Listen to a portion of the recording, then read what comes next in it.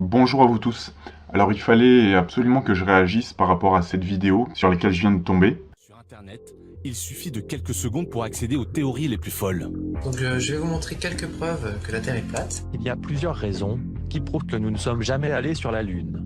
J'accuse tous les médecins, quels qu'ils soient, d'inconscience et d'ignorance sur le sujet de la vaccination. Mais désormais, la riposte s'organise.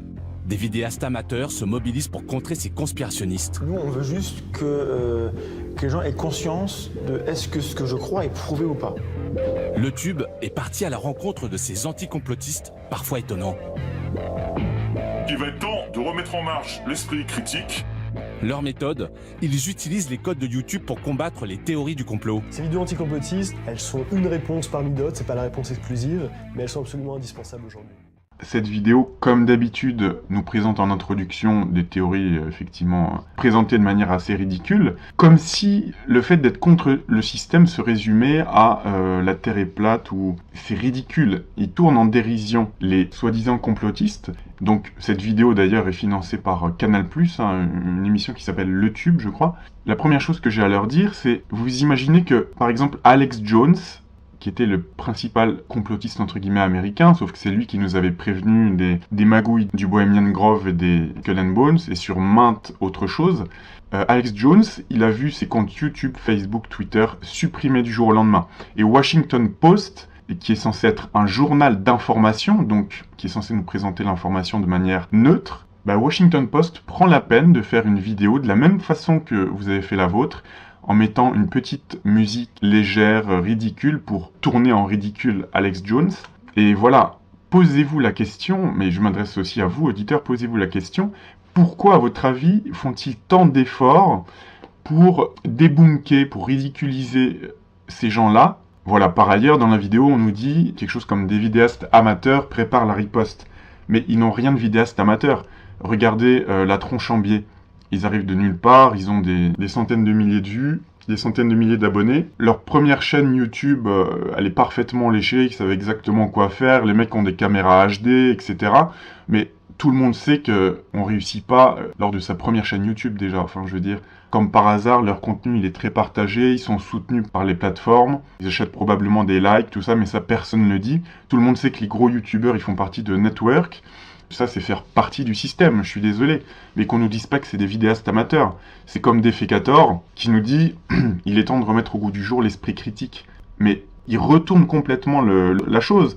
La plupart des gens qui font des vidéos contre ce système en place, et Dieu sait qu'il y a des choses à dire, avoir l'esprit critique, justement, c'est ça, c'est avoir la force d'avoir un discours différent de ce que nous impose tous les jours la télévision, les journaux, les médias, avec leur discours officiel dont on n'a pas le droit de dévier. C'est ça, avoir un esprit critique. C'est pas faire comme Defecator et tous ces autres, débunker soi-disant, prendre le temps de débunker des vidéos de gens qui ont pris sur leur temps personnel pour essayer de présenter une information différente ou un point de vue différent. C'est absolument lamentable. Et ces gens-là, en plus, nous font croire que c'est ça l'esprit critique. Defecator, ce mec, enfin, on dirait un mec de la DGSE, franchement, il est masqué, il a une voix pitchée comme dans les films d'espionnage, etc. Le contenu de ses vidéos est très léché, très professionnel, entre guillemets. Et par ailleurs, dans une vidéo sur, je sais pas, les extraterrestres, là, débunkés, il nous parle des procédures de la gendarmerie lorsqu'on doit signaler, je crois, un ovni au GEPAN, etc. Mais le mec a l'air très très bien renseigné. Alors, c'est pas impossible de se dire que le mec, je sais pas, c'est un gendarme ou un mec de la DGSE ou un agent qui est payé par le système, tout simplement, ou payé par des agences de renseignement, pour justement désinformer, c'est-à-dire dont la mission est de débunker, entre guillemets, les gens qui essaient de dire la vérité. Voilà, enfin, je suis désolé, mais Defecator, t'as l'air d'un mec de la DGSE, quoi, je suis désolé. Alors, peu importe s'il y a des centaines de trolls qui nous tombent dessus, peu importe si vous achetez des dislikes, vous pouvez faire ce que vous voulez, mais on a le droit de dire ce qu'on pense. C'est ça l'esprit critique, c'est ça la liberté d'expression. Vous allez faire taire personne, parce que la vérité, elle éclatera toujours.